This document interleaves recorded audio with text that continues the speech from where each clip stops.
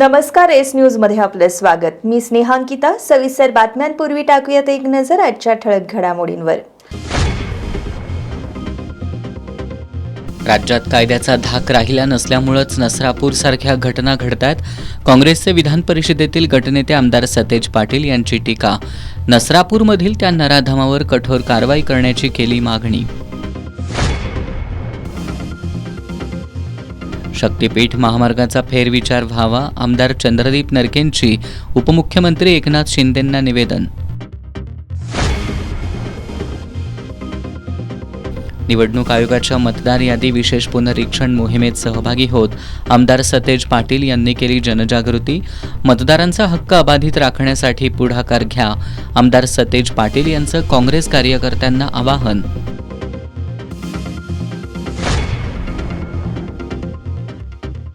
राधानगरी तालुक्यातील कोनोलीपैकी फालेवाडा इथं जमिनीच्या वादातून तरुणाचा खून, 4 संशयितांना 5 दिवसांची पोलीस कोठडी।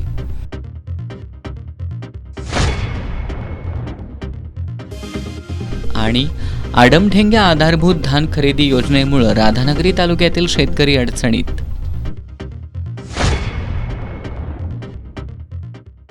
हे आहे GTPL SPN डिजिटल नेटवर्क आणि आपण पाहत आहात चॅनल एस।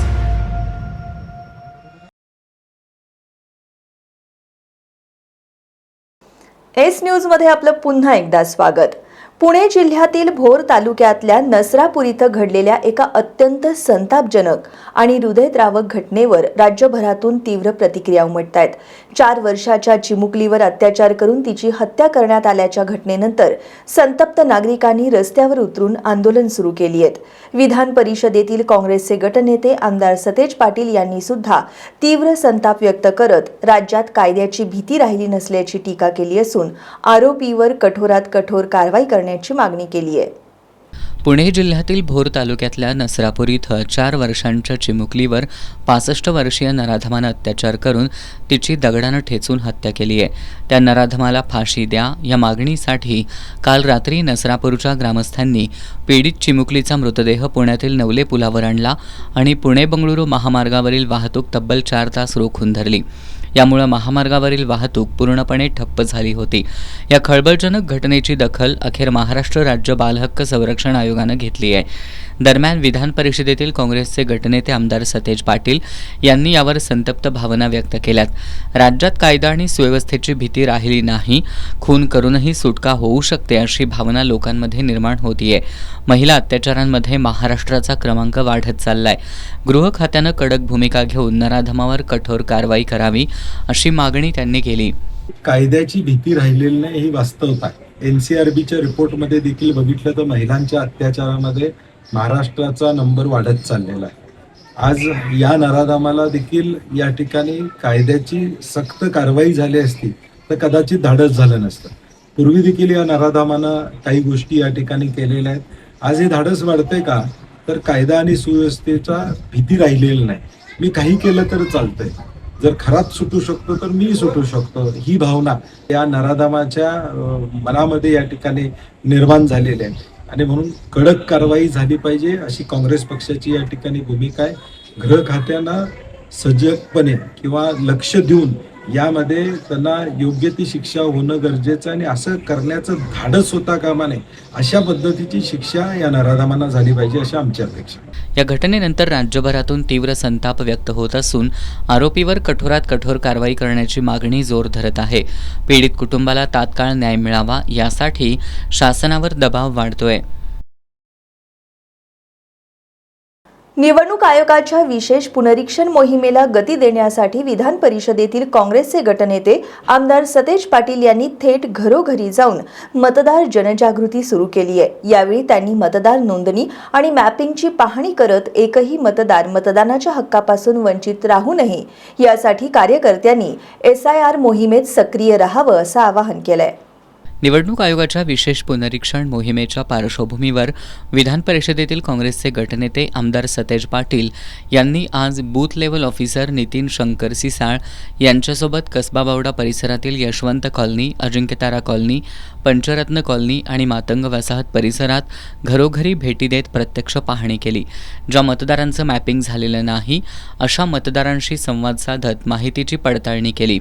स्वतः घरोघरी जाऊन या मोहिमेला गती देणारे आमदार सतेज पाटील हे पहिले लोकप्रतिनिधी ठरले. नागरिकांनी मोहिमेकडे दुर्लक्ष न करता BLOंकडे आवश्यक कागदपत्र सादर करून आपला मतदानाचा हक्क अबाधित ठेवावा असं आवाहन त्यांनी केलं. दरम्यान आमदार पाटील यांच्या आवाहनाला प्रतिसाद देत ग्रामपंचायत, नगरपरिषद, नगरपालिका, महानगरपालिका आणि जिल्हा परिषद स्तरावरील काँग्रेस पदाधिकाऱ्यांनीही या मोहिमेत सक्रिय सहभाग घेतला.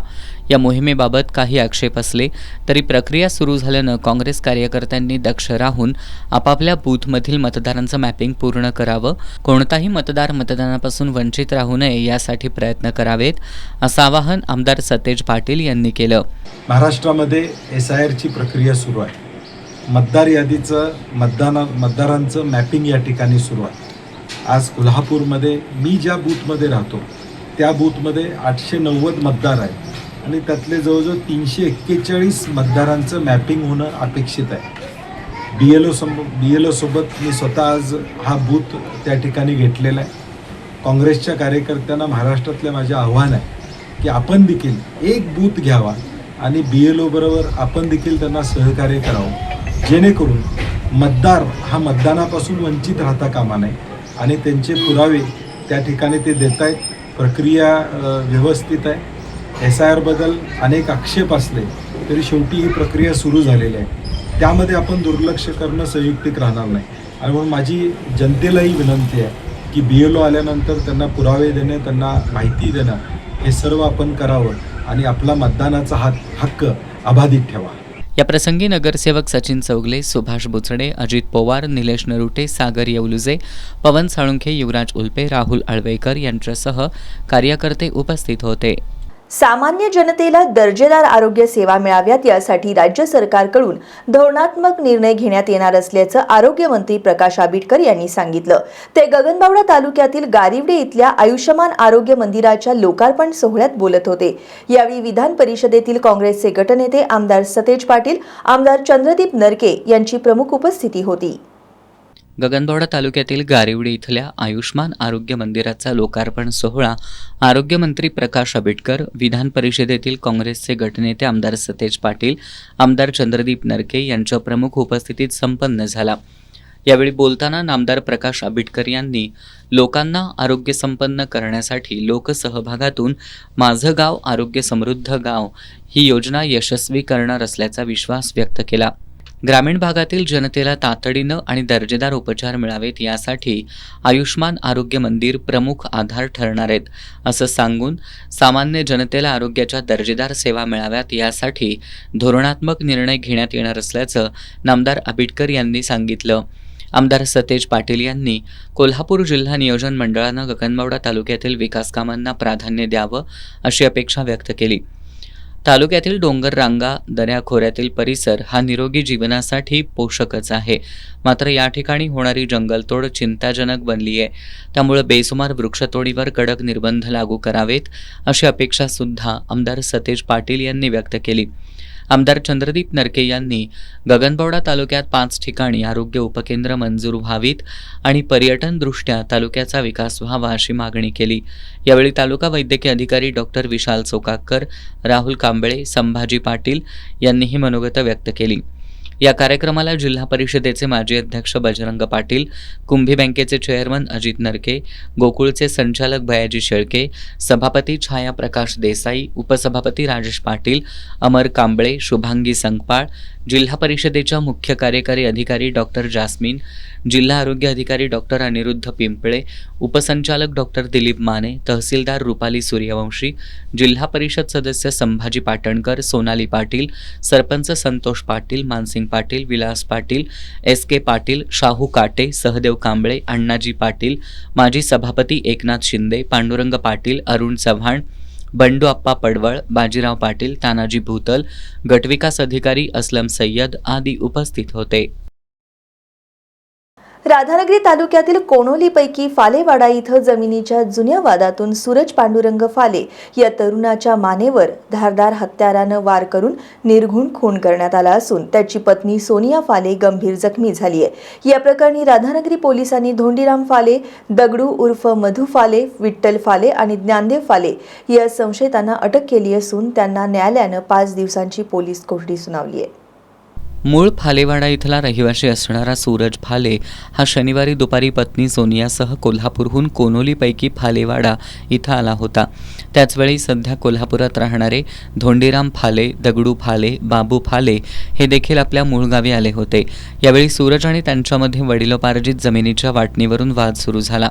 या वादाचं रूपांतर हाणामारीत झालं। यात सूरजच्या डोक्यावर आणि मानेवर धारधार हत्यारानं वार केल्यानं त्याचा मृत्यू झाला। पतीला वाचवण्यासाठी गेलेल्या सोनिया यांच्याही डोक्याला मार बसल्यानं त्याही गंभीर जखमी झाल्यात। या प्रकरणी सोनिया फाले यांनी राधानगरी पोलिसात फिर्याद दिली असून पोलिसांनी धोंडीराम फाले, दगडू उर्फ मधू फाले, विठ्ठल फाले आणि ज्ञानदेव फाले यांना अटक केली। न्यायालयाने या चौघांना 5 दिवसांची पोलीस कोठडी सुनावली आहे। राधानगरी पोलीस या गुन्ह्यातील अन्य संशयितांचा शोध घेत आहेत। बुद्ध पौर्णिमेच्या पार्श्वभूमीवर राधानगरी वन्यजीव अभयारण्यात आयोजित करण्यात आलेली वन्य प्राणी गणना उत्साहात आणि यशस्वीपणे संपन्न झाली। वन विभागाच्या या उपक्रमात स्वयंसेवकांनी उत्स्फूर्तपणे सहभाग घेत जंगल जीवनाचा अनुभव घेतला। 1 मे 2026 रोजी पार पडलेल्या या गणनेत स्वयंसेवकांनी जंगलातील विविध ठिकाणी उभारलेल्या मचाणांवर रात्रभर थांबून वन्य प्राण्यांचं निरीक्षण केलं। प्राण्यांचे आवाज, त्यांच्या हालचाली आणि जंगलातील शांत वातावरणाचा थरारक अनुभव सहभागींना घेता आला। मचाणांपर्यंत पोहोचताना दाट जंगलातील आव्हानात्मक परिस्थितीत वन विभागाचे अधिकारी आणि कर्मचारी कशा प्रकारे काम करतात याचीही प्रत्यक्ष अनुभूती स्वयंसेवकांना मिळाली। राधानगरी आणि दाजीपूर वनपरिक्षेत्रात आयोजित या उपक्रमासाठी स्वयंसेवकांना वाहन व्यवस्था, जेवण तसंच रात्री पॅक लंचची सोय करण्यात आली होती। वन विभागाच्या या नियोजनाबद्दल सहभागींनी समाधानाची भावना व्यक्त केली। प्रकल्प संचालक तुषार चव्हाण, विभागीय वन अधिकारी श्रीकांत पवार, सहाय्यक वनसंरक्षक प्रियांका भवर आणि वनपरिक्षेत्र अधिकारी राजेंद्र घुणकीकर यांच्या मार्गदर्शनाखाली हा उपक्रम पार पडला। वनपाल, वनरक्षक आणि कर्मचाऱ्यांनीही यात मोलाची भूमिका बजावली। या उपक्रमामुळे जंगल आणि वन्यजीवांचे महत्त्व जवळून समजून घेण्याचा हा अनुभव अविस्मरणीय असल्याचं स्वयंसेवकांनी सांगितलं। वन्य प्राणी गणना उपक्रमात सहभागी स्वयंसेवकांमध्ये निसर्ग संवर्धनाबाबत जागरूकता निर्माण झाली असून अशा उपक्रमांची गरज अधिक अधोरेखित झाली आहे। निसर्गाच्या सानिध्यात पार पडलेली ही वन्य प्राणी गणना पर्यावरण संवर्धनाचा प्रभावी संदेश देऊन गेली। राधानगरीतील राजर्षी शाहू महाराज आणि डॉक्टर बाबासाहेब आंबेडकर संयुक्त पुतळा परिसरात शांततापूर्ण वातावरणात शिवाजी कोण होता या पुस्तकाचं जाहीर वाचन पार पडलं। राधानगरीतील सर्व परिवर्तनवादी संघटना आणि पक्षांच्या वतीनं आयोजित करण्यात आलेल्या या उपक्रमाला उत्स्फूर्त प्रतिसाद लाभला। राधानगरी इथल्या राजर्षी छत्रपती शाहू महाराज आणि डॉक्टर बाबासाहेब आंबेडकर यांच्या संयुक्त पुतळा परिसरात शिवाजी कोण होता या पुस्तकाचं जाहीर वाचन करण्यात आलं। इतिहासाकडे चिकित्सक दृष्टीनं पाहण्याची गरज अधोरेखित व्हावी या उद्देशानं हा उपक्रम राबवण्यात आला। दरम्यान आमदार संजय गायकवाड यांनी पुस्तकाचे प्रकाशक प्रशांत तांबी यांना दिलेल्या धमकीच्या तसेच दिवंगत सामाजिक कार्यकर्ते गोविंद पानसरे यांच्याबाबत केलेल्या अवमानकारक वक्तव्याचा यावेळी तीव्र शब्दात निषेध नोंदवण्यात आला। उपक्रमासाठी उपस्थित मान्यवरांनी शांतता, लोकशाही मूल्य आणि अभिव्यक्ती स्वातंत्र्य जपण्याचं महत्त्व अधोरेखित केलं। राधानगरी वासियांनी मोठ्या संख्येनं उपस्थित राहत या उपक्रमाला पाठिंबा दर्शवला। क्षत्रिय मराठा रियासत फाउंडेशनचा 13वा वर्धापन दिन, सरसेनापती हंबीरराव मोहिते जयंती आणि महाराष्ट्र दिनाचं औचित्य साधून कोल्हापुरात ठिकठिकाणी प्लास्टिक प्रदूषण टाळण्यासाठी कापडी पिशव्यांचं वाटप करण्यात आलं। फाउंडेशनतर्फे शहरातील भाजी मंडई, बस स्थानक परिसरात सुमारे 10,000 कापडी पिशव्यांचं मोफत वाटप करण्यात आलं। कोल्हापुरातील क्षत्रिय मराठा रियासत फाउंडेशनच्या वतीनं वर्षभर विविध सामाजिक उपक्रम राबवण्यात येतात. यंदा महाराष्ट्र दिन, सरसेनापती हंबीरराव मोहिते जयंती आणि फाउंडेशनच्या 13व्या वर्धापन दिनानिमित्त प्लास्टिक पिशव्यांचा वापर टाळा, कापडी पिशव्या वापरा असा संदेश देत कापडी पिशव्यांचं वाटप करण्यात आलं. कोल्हापुरातील भाजी मंडई, बस स्टँड, एसटी स्टँड अशा ठिकाणी सुमारे 10,000 कापडी पिशव्यांचं मोफत वाटप करण्यात आलं. यावेळी फाउंडेशनचे संस्थापक अध्यक्ष प्रसाद मोहिते, उपाध्यक्ष सौरभ पवार, सेक्रेटरी विपुल घाटगे, सदाशिव पाटील, अनिकेत पवार, योगेश पाटील, पुष्कर श्रीखंडे, बाबू घाटगे यांनी या उपक्रमात सहभाग घेतला होता. करवीर तालुक्यातील कसबा बीड इथं श्री ज्ञानेश अध्यात्म विद्या संस्थेच्या वतीनं बाल सुसंस्कार आध्यात्मिक विद्या शिबिराचं आयोजन करण्यात आलंय. आजपासून 21 मे पर्यंत हे शिबिर होणार असल्याची माहिती हरिभक्त परायण भानुदास ज्ञानेश्वर महाराज यांनी दिली आहे. श्री ज्ञानेश अध्यात्म विद्या संस्थेच्या वतीनं करवीर तालुक्यातील कसबा बीड इथल्या कल्लेश्वर हायस्कूलमध्ये आजपासून 21 मे पर्यंत बाल सुसंस्कार आध्यात्मिक विद्या शिबिराचं आयोजन करण्यात आलंय. वारकरी संप्रदायाचे गुरुराज हरिभक्त परायण विष्णू महाराज, शांती ब्रह्म हरिभक्त परायण शिवराम अण्णा महाराज, अदृश्य काळसिद्धेश्वर स्वामी, हरिभक्त परायण ज्ञानेश्वर विष्णू महाराज यांच्या मार्गदर्शनाखाली याचं आयोजन करण्यात आलंय. या शिबिरात प्राणायाम करण्याबरोबरच हरिपाठ, हनुमान चालिसा, भगवद्गीता, विष्णू सहस्त्रनाम यांचं वाचन करण्यात येणार आहे. याचबरोबर पालक आणि संस्कार, शारीरिक स्वास्थ्य, व्यसनमुक्ती यासह सामाजिक, धार्मिक आणि क्रीडा विषयांवर व्याख्यानं होणार आहेत. 20 मे रोजी नगर प्रदक्षिणा दिंडी सोहळा तर 21 मे रोजी हरिभक्त परायण विनायक महाराज आष्टेकर यांचं कीर्तन आयोजित करण्यात आल्याची माहिती हरिभक्त परायण भानुदास ज्ञानेश्वर महाराज यांनी दिली आहे. कोल्हापूर जिल्हा बौद्ध अवशेष आणि विचार संवर्धन समितीच्या वतीनं मसाई पठार आणि पोहाळ येथील लेण्यांच्या ठिकाणी तथागत गौतम बुद्ध यांची जयंती साजरी करण्यात आली. यावेळी डॉक्टर यश कश्यप पायन आणि नागसेन यांच्या हस्ते गौतम बौद्ध आणि डॉक्टर बाबासाहेब आंबेडकर यांच्या प्रतिमांचं पूजन करण्यात आलं. यावेळी समितीचे अध्यक्ष TS कांबळे, बाबासाहेब कांबळे, आनंदा राजहंस, सुभाष इनामदार, रवींद्र हलसवडेकर आदी उपस्थित होते. महात्मा फुले यांनी मानव मुक्तीसाठी जात आणि वर्णव्यवस्था यांचं प्राबल्य असणाऱ्या विषमतावादी वैदिक हिंदू धर्माची धर्मचिकित्सा केली असं प्रतिपादन ज्येष्ठ विचारवंत आणि साहित्यिक डॉक्टर सोमनाथ कदम यांनी केलं. महात्मा ज्योतिराव फुले यांच्या द्विशताब्दी जयंतीनिमित्त सत्यशोधक इतिहास परिषद आणि मानवतावादी सांस्कृतिक चळवळ यांच्या वतीनं आयोजित व्याख्यानात ते बोलत होते. महात्मा ज्योतिराव फुले यांच्या द्विशताब्दी जयंतीनिमित्त सत्यशोधक इतिहास परिषद आणि मानवतावादी सांस्कृतिक चळवळ यांच्या वतीनं पुढील वर्षभर प्रबोधनपर 200 व्याख्यानांचा संकल्प करण्यात आलाय. या अंतर्गत महाराष्ट्र दिन आणि कामगार दिनाचं औचित्य साधून सत्य हाच धर्म करावा कायम, ज्योती म्हणे या विषयावर ज्येष्ठ विचारवंत आणि साहित्यिक डॉक्टर सोमनाथ कदम यांचं पहिलं जाहीर व्याख्यान आज राजर्षी शाहू स्मारक भवनमध्ये आयोजित करण्यात आलं होतं. कोल्हापूरचे इतिहास संशोधक डॉक्टर कपिल राजहंस हे या कार्यक्रमाच्या अध्यक्षस्थानी होते.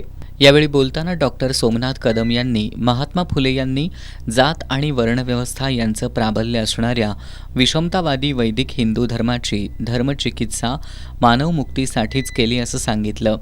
अध्यक्षस्थानी असलेले इतिहास संशोधक डॉक्टर कपिल राजहंस यांनी सध्याच्या सरकारला महात्मा फुले यांच्या द्विशताब्दी जयंती वर्षाचा विसर पडल्याबद्दल खंत व्यक्त केली. महात्मा फुले यांचे विचार जनसामान्यांपर्यंत पोहोचणार नाहीत याची काळजी सरकारच्या वतीनं घेतली जाते. त्यामुळे महात्मा फुले यांचे क्रांतिकारी विचार समाजात पोहोचवण्यासाठी आपण सर्वांनी प्रयत्न करणं गरजेचं असल्याचं त्यांनी सांगितलं. यावेळी अनिल म्हमाणे, ॲडव्होकेट करुणा विमल, मदन पवार, लालासाहेब नाईक, विजय शिंगाडे, अंतिमा कोल्हापूरकर, आदित्य म्हमाणे यांनीही मनोगत व्यक्त केली. यावेळी आपला महाराष्ट्र उभा करण्यासाठी रात्रंदिवस राबणाऱ्या आणि नाविन्यपूर्ण काम करणाऱ्या विजय शिंगाडे, मदन पवार, विकास डावरे, आशा रावण, लालासाहेब नाईक, डॉक्टर आशा शितोळे, भगवान माने, देविदास पांचाळ, संतोष कामते, प्रतीक्षा पाटील या मान्यवरांचा क्रिएटिव्ह हँड ऑफ महाराष्ट्र हा राज्यस्तरीय पुरस्कार देऊन सन्मान करण्यात आला. या कार्यक्रमाला सुरेश केसरकर, डॉक्टर अनिल कवठेकर, अश्वजित तरटे, मोहन मिंडसेकर, तुषार नाईकनवरे, वृषाली कवठेकर, विमल पोखरणीकर यांच्यासह विविध क्षेत्रातील मान्यवर मोठ्या संख्येनं उपस्थित होते. आता टाकूयात एक नजर महत्त्वाच्या घडामोडींवर संक्षिप्त स्वरूपात.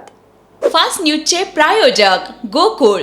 आ आ आई येस ब ब बदक क क कणीदार. ख ख खमंग. ग ग गोकुळ तू. हा अगदी घरच्यासारखं कणीदार खमंग म्हणजेच गोकुळ तूप.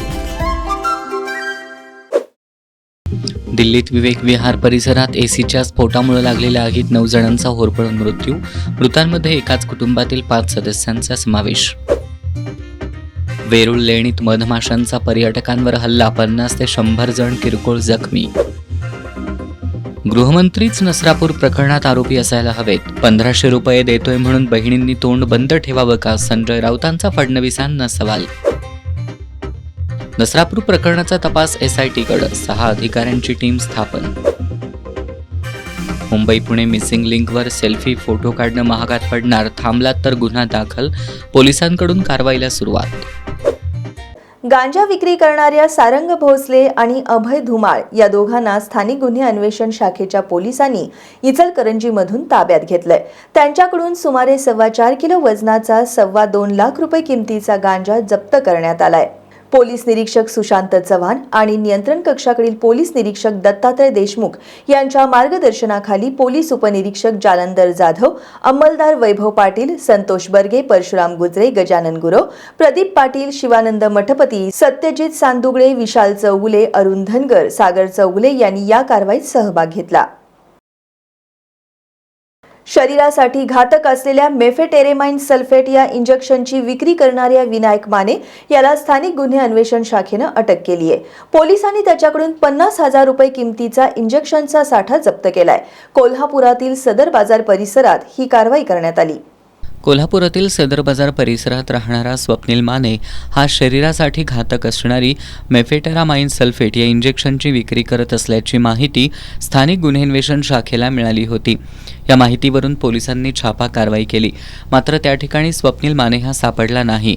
मात्र याच परिसरात राहणारा त्याचा कामगार विनायक माने याच्या घरी पोलिसांनी छापा टाकला. या कारवाईत मेफेटेरामाइन सल्फेट या इंजेक्शनचा साठा मिळून आला.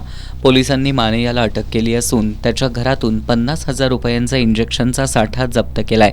दरम्यान राजारामपुरी परिसरातील गावरान मिसळ नजीक पोलिसांनी दुसरी कारवाई करत उघड्यावर गांजाचं सेवन करणाऱ्या प्रज्वल देवगिरीकर याला अटक केली आहे.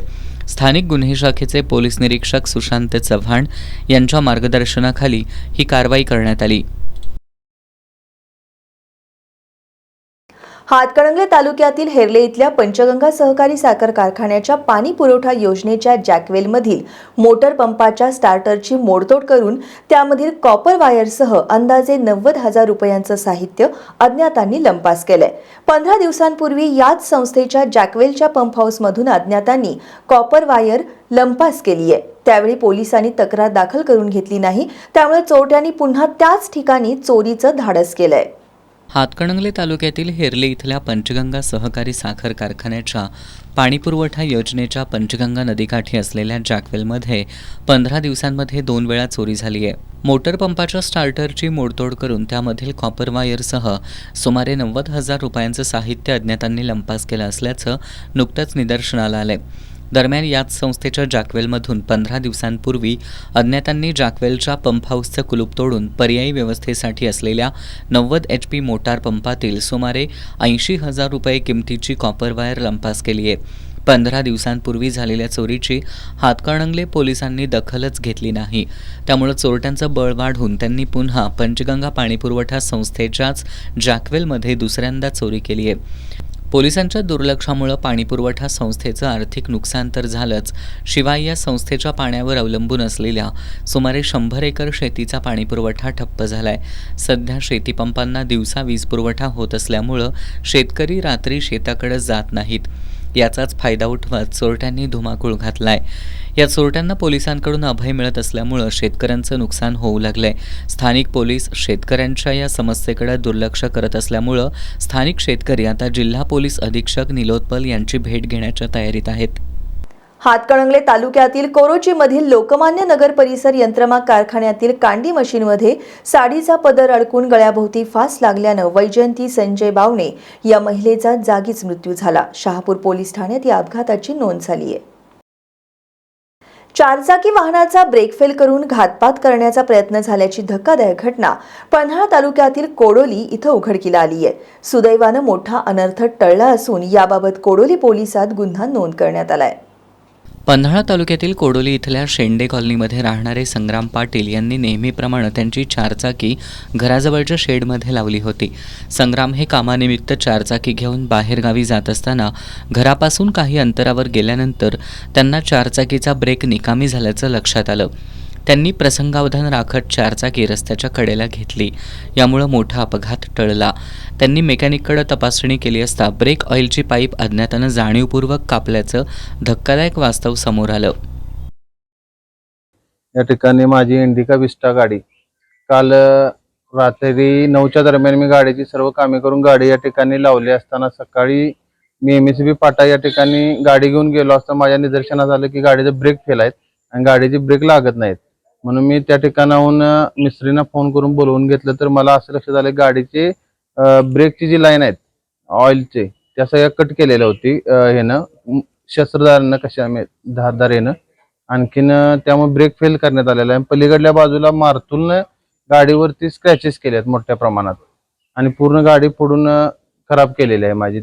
इथं संबंधित माझ्या लक्षात आल्यानंतर मी कोडली पोलीस स्टेशनला या घटनेची नोंद केलेली आहे आणि तक्रार केलेली आहे. या घटनेनंतर संग्राम पाटील यांनी तात्काळ कोडोली पोलीस ठाण्यात अज्ञात व्यक्तीविरोधात तक्रार दाखल केली आहे. सध्या पोलिसांकडून या प्रकरणाचा अधिक तपास सुरू असून हा प्रकार नेमका कुणी आणि का केला याचा शोध घेतला जातोय. शेतकऱ्यांना हमीभाव मिळावा आणि व्यापाऱ्यांकडून होणारी पिळवणूक टाळावी या उद्देशानं राज्य शासनानं सुरू केलेली आधारभूत धान खरेदी योजना राधानगरी तालुक्यातून अचानक बंद करण्यात आली आहे. जवळपास 1000 शेतकऱ्यांचा भात गोदामात पडून राहिल्यानं ते आर्थिक अडचणीत सापडलेत. राधानगरी तालुक्यातील एकूण 1928 शेतकऱ्यांनी यंदा आधारभूत धान खरेदी योजनेत भात विक्रीसाठी नोंदणी केली होती. मात्र शासनानं तालुक्यातील केवळ 5700 क्विंटल इतकीच खरेदी मर्यादा निश्चित केली. ही मर्यादा पूर्ण झाल्यानंतर खरेदी प्रक्रिया तात्काळ थांबवण्यात आली. यामुळे आतापर्यंत केवळ 970 शेतकऱ्यांच्या भाताची खरेदी झाली असून उर्वरित 958 शेतकऱ्यांचा भात खरेदी अभावी गोदामातच पडून आहे. भात विक्री न झाल्यानं शेतकऱ्यांवर आर्थिक ताण वाढला असून कर्जफेड, शेती खर्च आणि दैनंदिन गरजा भागवणं कठीण झालंय. तालुक्यातील चक्रेश्वरवाडी, बारडवाडी, जोगेवाडी, पिंपळवाडी ही गावं कोरडवाहू शेती करतात. त्यामुळे पावसाळ्यात भात पीक मोठ्या प्रमाणात घेतलं जातं. आडमडेंग्या आधारभूत धान खरेदी योजनेमुळं शेतकरी अडचणीत आलेत. योजनेअंतर्गत आमच्या चक्रेश्वरी गावामध्ये 90% लोकांनी आंदोलन केलेलं होतं. परंतु त्यापैकी 20% लोकांचं भात उचल केलेलं आहे शासनानं. उर्वरित 70% लोक त्या खरेदीपासून वंचित राहिलेले आहेत. तेव्हा सर्व भात पडून आजपर्यंत पडून आहे. तेव्हा या गावामध्ये भात पीक एकच आहे. तेव्हा शासनानं या लोकांचं भात खरेदी करून लवकरात लवकर भात उचल करण्याची व्यवस्था करावी. तसेच अनेक दिवस भात पडून असल्यामुळे त्यांना घुशी किंवा उंदराने खाऊन मोठं नुकसान झालेलं आहे. तेव्हा शासनाने हे नुकसान टाळायचं असेल तर त्या शेतकऱ्यांचं भात ताबडतोब खरेदी करावं आणि त्यांना न्याय मिळावा. शासनाच्या या मर्यादित धोरणामुळं आधारभूत धान खरेदी योजना शेतकऱ्यांसाठी दिलासा देण्याऐवजी डोकेदुखी ठरत असल्याची भावना व्यक्त होतीये. शासनानं तातडीनं आधारभूत किमतीत धान खरेदीची मर्यादा वाढवून शेतकऱ्यांना दिलासा द्यावा अशी मागणी होतीये. करवीर मतदारसंघातून प्रस्तावित असलेल्या शक्तीपीठ महामार्गाला स्थानिक पातळीवर वाढत चाललेल्या तीव्र विरोधाची दखल घेत आमदार चंद्रदीप नरके यांनी नुकतीच उपमुख्यमंत्री एकनाथ शिंदे यांची भेट घेतली आहे. त्यांनी उपमुख्यमंत्र्यांना निवेदन सादर करत शेतकरी, ग्रामस्थ आणि स्थानिकांच्या भावना ठामपणे मांडत शक्तीपीठ महामार्गाचा फेरविचार करण्याची मागणी केली आहे.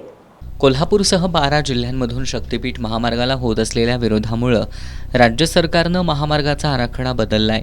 नवा मार्ग करवीर विधानसभा मतदारसंघातील केरली, केरले, पाडळी बुद्रुक, निटवडे, शिंदेवाडी, खुपिरे, कोपार्डे, कुडित्रे, वाकरे, कोघे, कसबा बीड, बहिरेश्वर, गणेशवाडी, शिरोली दुमाला, हिरवडे दुमाला, सडोली दुमाला, भाटणवाडी, हसूर दुमाला या 18 गावांमधून जातोय. महामार्गासाठी या गावांमधील सुपीक जमीन संपादित कराव्या लागणार असल्यामुळं शेतीवर उपजीविका करणाऱ्या शेतकऱ्यांमध्ये अस्वस्थता पसरली आहे. त्याचबरोबर या महामार्गामुळं पुराचा धोकासुद्धा वाढणार असल्यामुळं शेतकऱ्यांमधून महामार्गाला विरोध होऊ लागलाय. या पार्श्वभूमीवर आमदार चंद्रदीप नरके, उपमुख्यमंत्री एकनाथ शिंदे यांची भेट घेत त्यांना महामार्गाच्या नव्या आराखड्याचा फेरविचार करण्याची मागणी केली आहे. विद्यमान राष्ट्रीय महामार्ग आणि इतर पर्यायी मार्ग उपलब्ध असताना नवीन समांतर महामार्ग उभारण्याची आवश्यकता नाही. त्यामुळे हा प्रकल्प करवीर मतदारसंघातून न नेता पर्यायी मार्गाने वळवावा अशी मागणी आमदार नरके यांनी उपमुख्यमंत्र्यांना सादर केलेल्या निवेदनात केली आहे. उपमुख्यमंत्री एकनाथ शिंदे यांनी शेतकरी आणि स्थानिक नागरिकांच्या हिताचा विचार करून या प्रकल्पाबाबत सकारात्मक भूमिका घेत फेरविचार करण्यात येईल असं आश्वासन दिलंय. सत्ताधारी महायुतीकडून मुख्यमंत्र्यांचा ड्रीम प्रोजेक्ट म्हणून तीव्र विरोध होत असतानाही गरज नसलेला शक्तीपीठ महामार्ग रेटण्याचा प्रयत्न होतोय. आता महायुतीमधील घटक पक्ष असलेल्या शिंदे सेनेचे आमदार चंद्रदीप नरके यांनीच शक्तीपीठ महामार्गाला विरोध केल्यामुळं मुख्यमंत्री उपमुख्यमंत्री आता यावर काय निर्णय घेत आहेत हे बघावं लागेल. कोल्हापुरातील शाहूपुरी चौथी गल्ली परिसरात राहणाऱ्या शक्ती भोसले यानं ओळखीचा फायदा घेत एका विवाहित महिला डॉक्टरच्या घरी जाऊन तिच्यावर लैंगिक अत्याचार केल्याची घटना 2 दिवसांपूर्वी घडली आहे. या प्रकरणी पीडितेच्या तक्रारीवरून शक्ती भोसले विरोधात राजारामपुरी पोलिसांनी गुन्हा दाखल करत त्याला ताब्यात घेतलंय. गुरुवारी दुपारी पीडित महिलेचे पती नोकरीनिमित्त बाहेर गेले होते. या दरम्यान ओळखीचा शाहूपुरी चौथी गल्लीत राहणारा शक्ती विक्रम भोसले हा त्यांच्या घरी गेला. यावेळी भोसले यानं पीडितेवर अतिप्रसंग केला. त्यानंतर त्यानं पीडितेशी फोनवरून संपर्क साधत जीवे मारण्याची भीती घालत पुन्हा 1 मे रोजी घरी येणार असल्याचं सांगितलं. पीडितेनं आज शक्ती भोसले विरोधात राजारामपुरी पोलीस ठाण्यात तक्रार दाखल केली.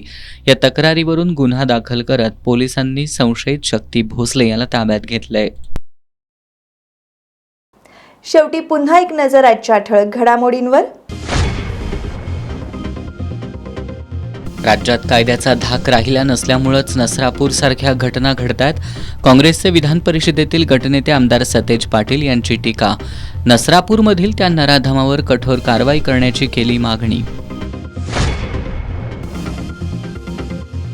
शक्तीपीठ महामार्गाचा फेरविचार व्हावा, आमदार चंद्रदीप नरकेंची उपमुख्यमंत्री एकनाथ शिंदेंना निवेदन. निवडणूक आयोगाच्या मतदार यादी विशेष पुनरीक्षण मोहिमेत सहभागी होत आमदार सतेज पाटील यांनी केली जनजागृती. मतदारांचा हक्क अबाधित राखण्यासाठी पुढाकार घ्या, आमदार सतेज पाटील यांचं काँग्रेस कार्यकर्त्यांना आवाहन.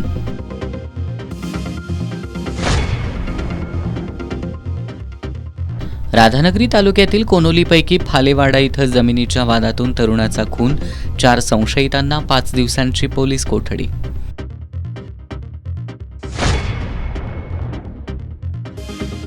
आणि आडमढेंग्या आधारभूत धान खरेदी योजनेमुळे राधानगरी तालुक्यातील शेतकरी अडचणीत.